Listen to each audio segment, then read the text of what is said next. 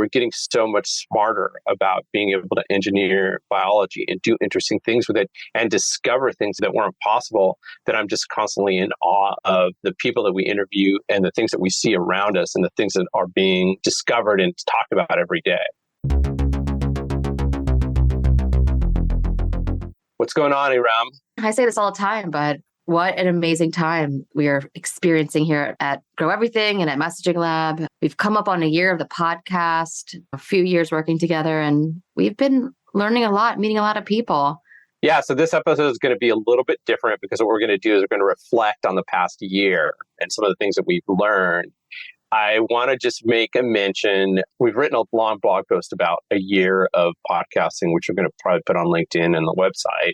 But interestingly, and this has been something that you and I have not exactly been 100% in agreement on, is what the podcast has accomplished for us. And last night we were at an event and we sat across from someone, and tell me, Erum, what did they say to you? They were like, wait, are you Karl and Erum from Grow Everything? Yeah. And I'm like, yeah. She's like, oh, I could tell by your voice. And she was just like, oh, you guys are people that I've been listening to. And here you are right in front of me. Yeah. That was really cool. I was like, oh, how did you find out about us? And she's like, I just searched SynBio podcast on Spotify. And she's like, you guys came up, and she was just kind of telling us about her career path. And she came from the sciences, works in advertising now, but wanted to freshen up on her knowledge of what's going on in the industry because she knows that there's a lot going on in the market. And we do present all the startups and companies and investors' perspectives. And it's been really helpful for her. Also, she was saying that her husband is a meat eater and she wanted to give him a perspective of alternative proteins. So she recommended some of our podcast episodes with Orbillion, for example. They do cultivated meat. And I think she also did Better Meat Co.'s mycoproteins. We have an episode on that. So it's great to hear that feedback live over dinner. And I was like, wow, this is really cool. Yeah, and it's kind of funny. First of all, we live in New York City, which is its own bubble, in Brooklyn, which is even its more bubble. And then we work in this bubble of the biotech industry. But over the course of the year, we have run into people who have complimented us on the podcast or have listened to the podcast. Or, for example, I had gotten off the ferry at Governor's Island and started talking. And he's like, oh, you're Karl, you host this podcast. So it's kind of cool that people are listening. We really appreciate you, the listeners. We appreciate the feedback we get. And it's just this random thing that I didn't really expect to have ever happen, really based on this podcast. It is about this growing, very important industry. Yeah. So, and the voice, being recognized by your voice. I was like, oh, yeah, okay. That's crazy. Yeah. That is pretty crazy. I think it was a combination of a bunch of things. I think that we also mentioned we have a podcast, and then she put all the things together and was like, I know you guys. Right. But so we've been doing it for a little bit more than a year now. And I feel like we've learned a lot about podcasting. We've learned even more about biotech. But let's talk about podcasting for a minute, Erum. Mm-hmm. What would you say your biggest lesson is about podcasting? There are a few. I would say the biggest that we both agree on is it's a lot of work. Yeah. And it's a lot of work because you have to be consistent about having a podcast. People tune in, just like watching a television series. I know binge watching is the thing now, but people come to expect a podcast at a certain time. So being consistent on when you're posting, your frequency. And since we produce this podcast weekly, it's always going on. So I think that's kind of the biggest thing. I know that a lot of people that I met, like, oh, we're starting a podcast. Actually, people that I met before we even started this podcast, we're starting podcasts. And I'm like, okay, well, they're doing it. And I think it might be a good medium for us. And it was on your mind. I noticed that some of my friends that didn't pursue it or just dropped off their own podcasting journey so that they weren't doing it consistently. It is a lot of work. They had other things coming up that took priority, but we had a very specific reason to start this podcast. We wanted to share the conversations we're having with people in the industry. So that keeps us really going because we have a really clear North Star and we're just committed to it. So we don't waver from never posting an episode. So just the hard work. Yes, it's there, but we are very happy to do it because we're very passionate about it. Yeah. And I would say thank you, Erum, because you're the one who was the champion for consistency. And I've often been like, well, we could just skip a week or we don't have anybody. Let's just not post this week. But from the beginning, you were like, the algorithm wants us to post regularly. We must post regularly. I commend you for being the consistency champion. And that translates into the way that we record our commentary. And we have 2 days a month where we're looking at and reviewing who we might interview. And we've really created a very consistent schedule that we stick to make sure that we do publish every week on Fridays. So it is a lot of work. I mean, look, that's the reason why people are like, oh, yeah, let's start a podcast because it sounds really interesting. All you have to do is hit record. But they don't realize the amount of work that goes on in the background, especially when you're bringing in that third person for the interview and you want to have a good conversation with them. Yeah. So I would say that for me, the biggest lessons are, the amount of work it is and also being very consistent. But then the other question is, what do you feel like we've really learned about biotech in the past year? So much. There's been so much that we've learned and continue to learn and share with people that we meet on a regular basis, that we share with people on this podcast, because that's the reason we have this podcast. But I'd like to ground learnings in an example. And for me, I want to talk about the concept of terraformation, because I had an idea 10 years ago before I met you, Karl, or really dug deep into the biotech space. And it was very simple. This is something that I talked to with a few people. The idea was, okay, sea levels rising. How do we reduce the sea level rise? Jokingly, my friend Daniel Bennett, he was like, oh yeah, let's just dig a canal through the Sahara. And I was like, what? That's so funny. And it stuck with me. This conversation was 10 years ago. And I'm like, I didn't really think much about it. I was like, okay, that's just really funny. Until I started working with you, Karl, and talking to all the people we've had on this podcast and understanding how biology is core to terraformation. And there's so much to spin off from this concept and so much complexity that people that we met would help check off a box of understanding how to terraform. I think the first thing that came to my purview was when we went to Biofabricate. And that was like the second week that I joined you, Karl, like a year ago into Biofabricate. It's been a year and a half. A year and a half. And Suzanne Lee runs that Biofabricate. We have an episode with her. Definitely check it out. But there was someone on the Biofabricate stage that was talking about going to Mars and what that meant. They were going to shoot rockets that just had a foldable tent that was lined with algae that would unfold as soon as it landed on Mars. And the algae would help create an environment within this inflatable tent that would unfold. And then that way, when people got there, it would be a community already set up there. And I'm like, that's interesting. But that exploration also led to very practical materials or products that they were going to make here on Earth. And I just thought that whole concept was very fascinating. But there were a lot more. So I think what we learned in biotech, grounding it in this idea, I think is really helpful. And I talk about it a lot. Sometimes we just want to riff, which we do a lot on this podcast. We riff on ideas. I think that's the idea of terraformation is one that we riff on a lot.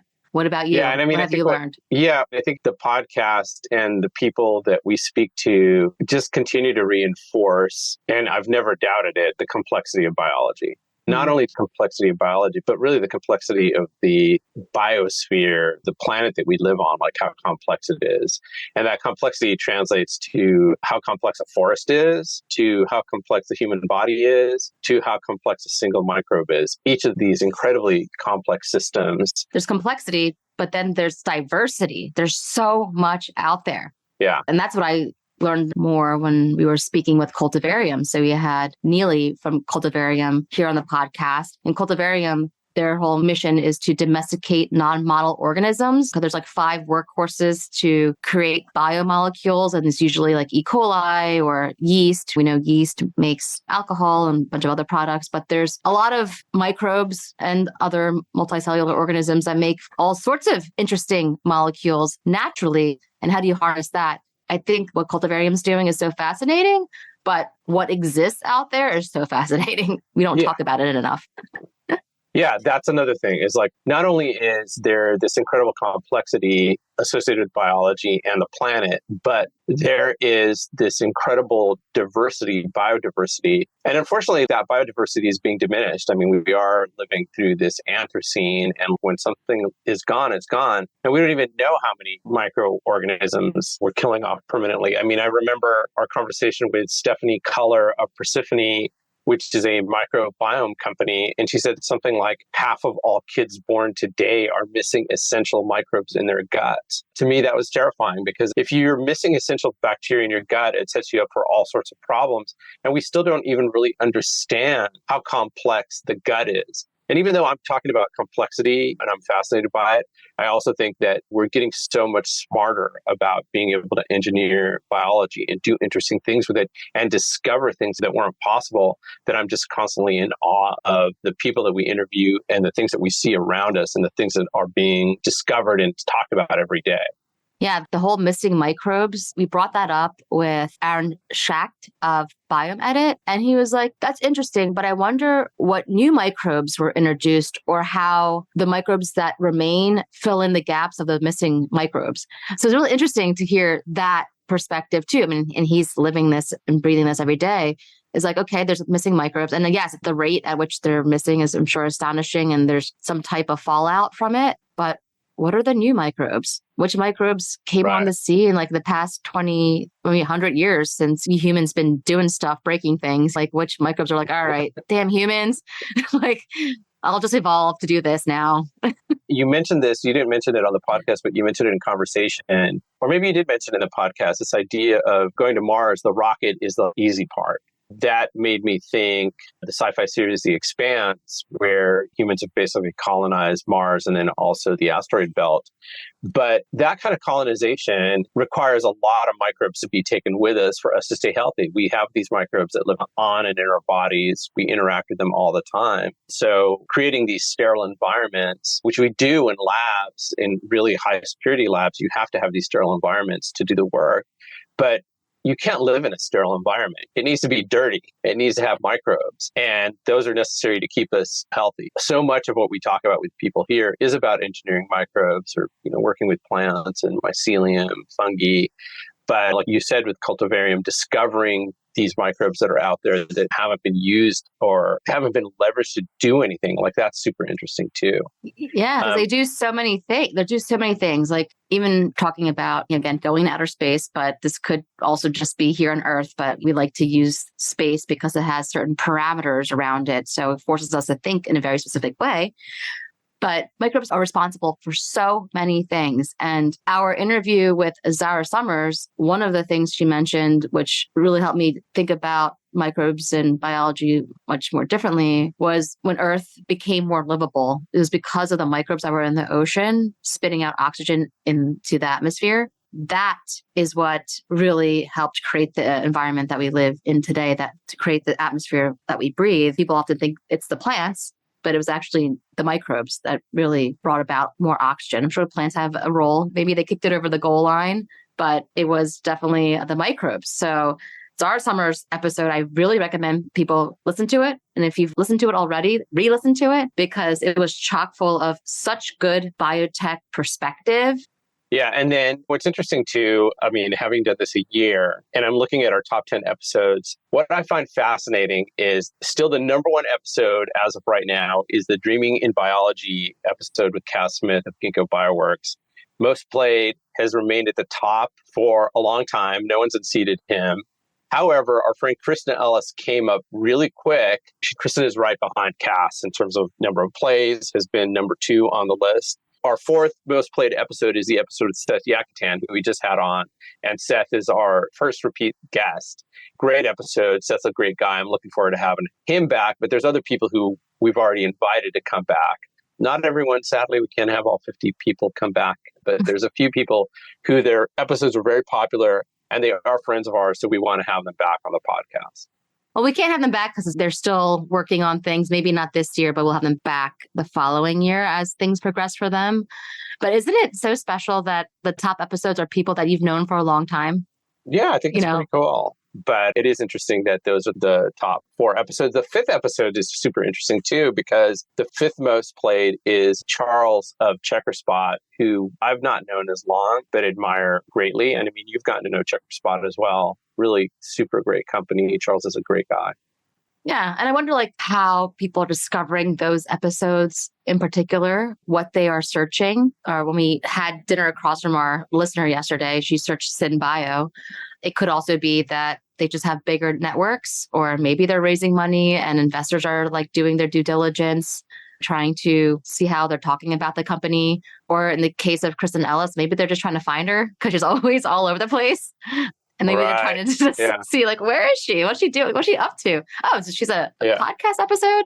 Let me see if I can get any clues. Yeah. I don't know if this person who we met last night, if she said, oh, you guys always talk about distributed biological manufacturing. Did she say that to us? I feel like someone just said that. And I was like, do we really talk about distributed biological manufacturing all the time? Maybe actually it was Uyen, Tram, Tomtex mentioned it to me in a conversation we had, that she really liked that we talk about distributed biological manufacturing a lot. And that is something that we're a big fan of, and said that's going to be forthcoming. We see companies that are doing it, like you mentioned Lonzatech, Sarah Summers of Lonzatech.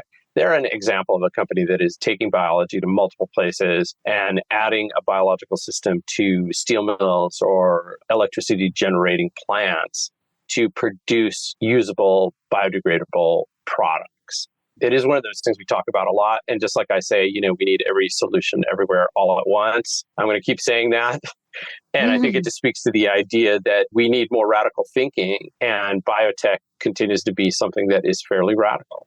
Yeah. Yeah. And then often we see the challenges of biotech. And one of the challenges that everyone has been talking about, and we are part of these conversations. I was talking to a venture fund based out of India yesterday, and they were asking me like, oh, so what companies or processes are you seeing that reduce the cost of bioproduction drastically so it becomes economically viable?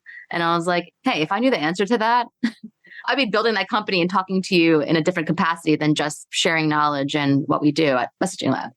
But then we started talking about the challenges. We started going down a thought experiment and what's actually happening. Like, okay, well, if people are taking the pharma model and applying it to commodity biotech, it's not going to work. The economics are just not going to work because the pharma model is steel on the ground. It's very, very high tech. So we need to just think about it completely differently. We can't just borrow from what exists and try to shoehorn it into a different industry that serves a different market, that creates a different type of product, that commands a different type of price. So what is completely different? When it comes to fermentation in particular, yes, we have breweries. Technically, those are kind of low value products, right? Just beer in a bottle. We have something that exists, but I think for very different types of ingredients, it requires a little bit more process.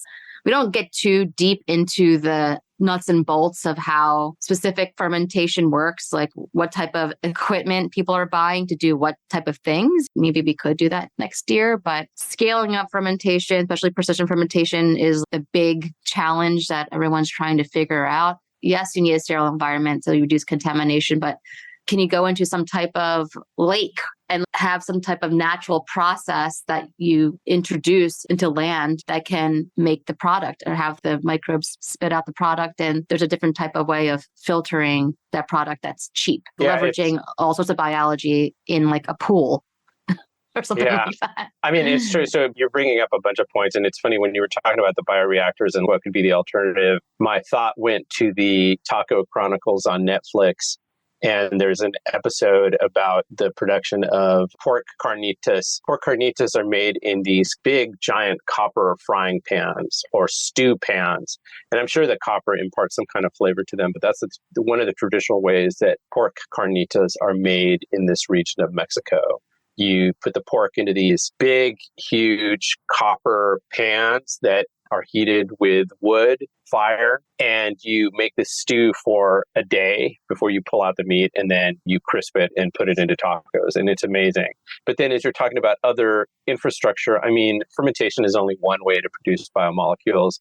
And I'm thinking also about during the biofuels rush back in the early 2000s, people were very much using algae. And there are a lot of places in the world where they grow algae in these above ground pools. Actually, I saw some really interesting pictures of a place in India where they do this and how they move the water around so that the algae continues to be aerated. Algae is a fast-growing organism. What's fascinating about algae to me, and I've always thought it was like the perfect cellular factory, is that it has 3 genomes. And so if you could imagine leveraging those 3 genomes, you've got a photosynthetic genome, which is feeding the algae. You've got mitochondria, which is also producing energy for the algae. And then you've got the bigger nucleus that has all the instructions for the algae. And if I got that wrong, please someone correct me. But if you could leverage all of those, then you could grow algae at room temperature, and you could probably create very complicated molecules using algae. I know we had Elliot of Spira on, and last night I actually met another algae producer who sells cubed spirulina to individuals and to restaurants and people who want to increase the amount of green and phytonutrients in their diet. But there is a lot of ways that we can leverage biology to grow things. So it's very exciting. Fermentation is just one. Yeah, and we would definitely be remiss, and we'd probably get an angry email. No, he wouldn't, from Alex Rose of Cascade Biocatalysts, which completely looks at a different process. It's not fermentation. It's using cell-free enzyme stabilized process.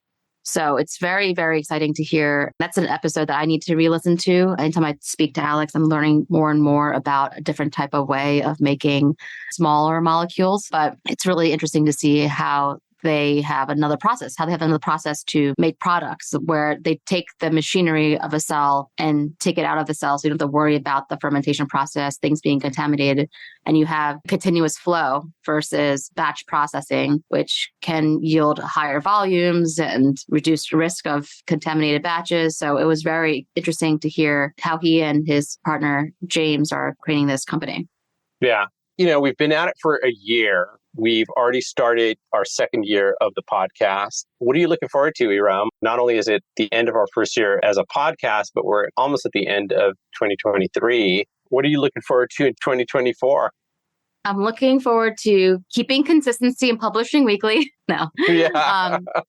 But I'm looking forward to your guests, of course, from different countries. I think we're going to be looking at people from around the world, seeing who's out there, leveraging biology to grow different things in different parts of the world. You mentioned India in this episode.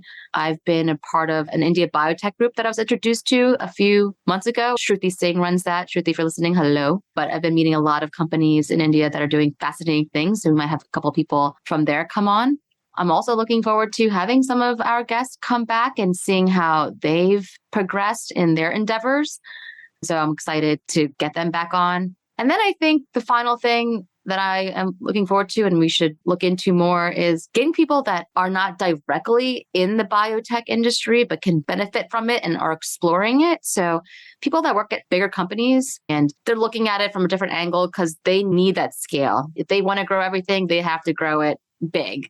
So if you can get someone from there, or actually when you and I first started talking about the podcast, you mentioned it'd be cool to have someone from the New York Waste Management Organization come on the podcast and talk about how to deal with waste. That was really interesting. Yeah, I think we need to get the sanitation czar on here. So if you're listening, or if you know someone who knows her, we really want to get Jessica Tisch on the podcast. Jessica is the current commissioner of the New York City Department of Sanitation. And as we know, waste is a failure of the imagination, as our friends at Alonia say, and waste presents an incredible opportunity. So Jessica, if you're listening, or if someone knows Jessica, let her know. We want to get her on the Grow Everything podcast. I think that should be one of our goals for 2024. Yes. All right. We're on it. Yeah. All right. Well, I wanted to say thank you to our listeners. You guys are great. We love hearing from you. We love the questions we get on the hotline. We do this for you as much as we do it for us. This helps us satisfy our insatiable curiosity and to let more people know what is going on in the world of growing everything. Yeah. And if you submit any questions, or you can leave a voice message, we'll throw it on the pod. We had that a couple times during this first year. And we'll give you credit, of course. We want to have this conversation. This is a platform not just for Karl and I to talk to amazing biotech leaders, but for our listeners to also participate. We would love to have this platform be an open one. I'm so happy that we did this, Karl, and we stuck with it, and we're going to continue doing it. It's just so much fun to be able to do this every week. Awesome. Well, that's the pod. See you later. Bye.